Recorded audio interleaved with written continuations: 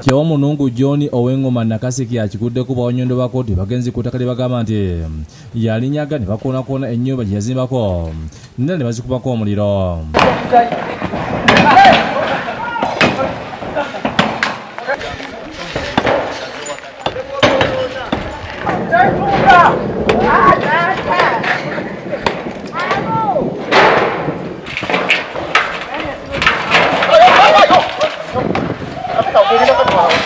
Kino kiddye Helen K'omuhanji okwekubira enduulu mu kkooti ejulirwamu ng'omugagga ono yamubbako ettaka lye ne bagande mu lukujjukuju lya bawannyaabwe okulikuuma n'alyeza.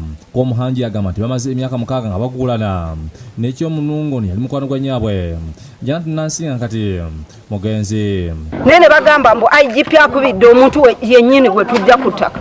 Omuntu ye yavaawo n'aleeta taata we n'amuzimbira wano nga tumaze okuwaaba emisango gyaffe nga giri mu kkooti giri mu erosiizi. Ettaka lyaffe baagala baliwambe. Ettaka lino lyagulibwako abantu buli omu alina ekyapa kye naye nekyamugaana okubeera n'ekyapa kye n'awamba ekyaffe n'ateekako amannya kiki. Ettaka lino liwezaako yiika 666 nga liri ku bulooka 984 ku poloti 11. Mwannyina waako Omuhanje nga ye Kakulu Joseph ategeeza nti emabegako yakubibwa basajja bakyo omunungu ne bamuyuza ennyindo n'entiti yali alunda ne bazisalako amayembe. Musanye kutiiriika we kati muganda wo omuto bwe yalaba omusayi gutiiriika n'abagamba taata tussa omuntu tumute. Nenvaawo kati bwe navaayo ne nzija ku poliisi okulipootinga ensonga olwo ose yaliwo yali Mr. Kariza n'atandika okunsekerera n'agamba bwe nkuwa PFC lya poliisi n'agamba nze mba nkoze.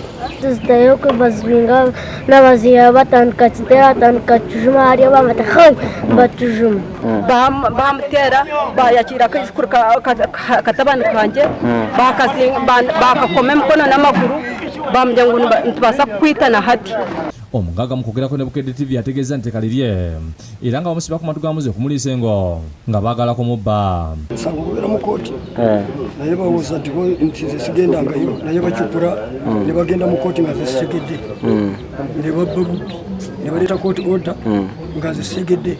Akubye amasimu ag'okumukumu okufuna obuyambi nga buteerere oluvannyuma poliisi etisse ebintu bye n'ebitwala ku poliisi engoma nkati we bikuumibwa. Mugema Ishaka yakusakidde eggulu eno ku lwa Bukedde TV.